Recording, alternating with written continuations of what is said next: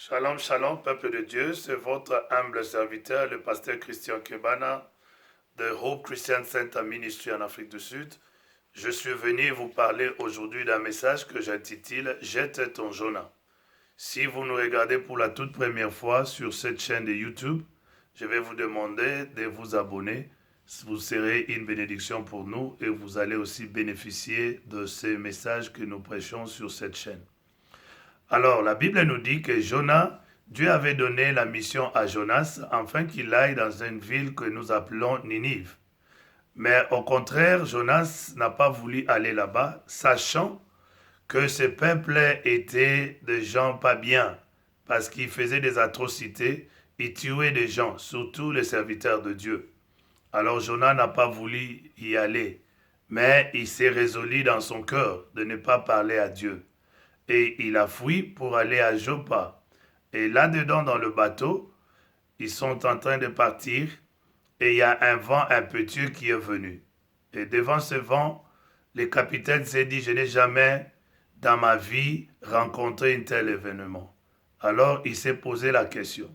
Et Jonas, pendant ce temps-là, il était en train de dormir. Et ils se sont consultés et le commandant a dit, nous devons jeter tout ce qui est comme cargaison dans notre bateau, dans l'océan, afin que nous puissions être en sécurité. Mais ils l'ont fait et ça n'a pas marché. J'ouvre une parenthèse et je vais fermer. Je vais dire à quelqu'un dans ta vie que tu le veuilles ou pas, qu'on ne te mente pas. Dans ce monde, tu auras des problèmes. Il y aura des problèmes qui viendront dans ta vie. Mais il faut faire des choses. Devant ces événements, la première des choses à faire, il faut faire comme les disciples. Ils ont appelé à notre Seigneur Sauveur Jésus-Christ devant le danger dans leur bateau et Jésus était là, il s'est relevé pour stopper le vent. Et la deuxième des choses, il faut faire comme ce capitaine de bateau l'a fait. Il a jeté tout ce qui était là. Et c'est très important, toi qui me suis, il faut comprendre dans ta vie, tu es enfant de Dieu.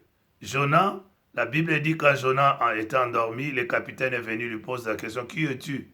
Et Jonas s'est reconnu lui-même. Il dit, je suis un juif, je suis un messager de l'Éternel. Je suis venu dire à un chrétien, tu ne peux pas cacher ton identité. Même si tu fais semblant là où tu es, tu travailles ou dans ta famille, tu ne veux pas que les gens te connaissent. Mais je te dis que tu as la marque de l'Éternel. Les gens reconnaîtront que tu n'es pas comme tout le monde, car tu as la marque de Dieu. Et la Bible dit, le capitaine s'est posé la question, il s'est dit non, mais non, on peut pas vivre comme ça, nous ne pouvons pas continuer comme ça parce que nous sommes en danger. Nous risquons nos vies. Tu mets notre vie en péril. Et la Bible dit, le capitaine lui a demandé, il lui a dit, toi, on va te jeter dans l'océan. Et Jonas lui-même, qui leur donne cette solution, il dit, je sais, c'est à cause de moi que vous vous retrouvez dans ce problème. Alors jetez-moi dans l'océan. Et le capitaine, il a eu peur parce qu'il s'est dit, je serai un criminel, je vais tuer quelqu'un.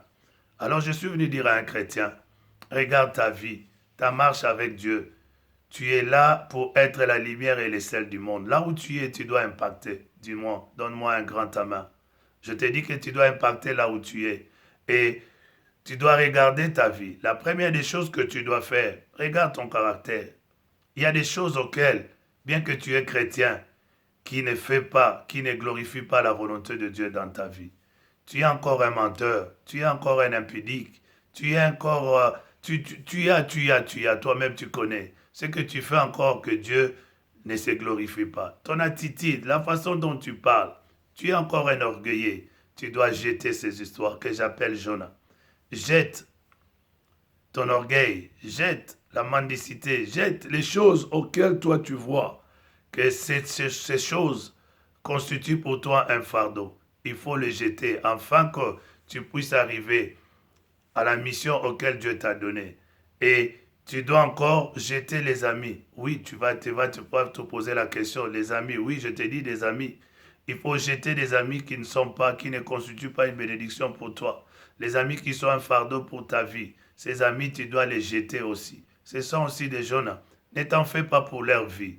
En les jetant, comme Jonas, ils ne vont pas mourir. parce qu'il y a un poisson qui va les avaler.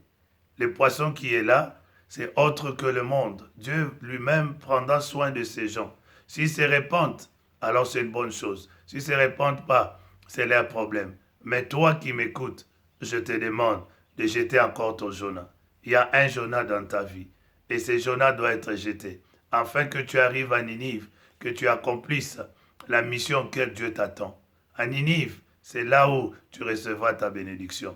Je sais que tu as été béni par ces messages et je te demande de pouvoir t'abonner sur notre chaîne et nous continuerons à être une bénédiction pour toi. Si tu veux pour nous contacter pour des prières, tu peux facilement nous contacter sur le numéro 27 60 402 0775.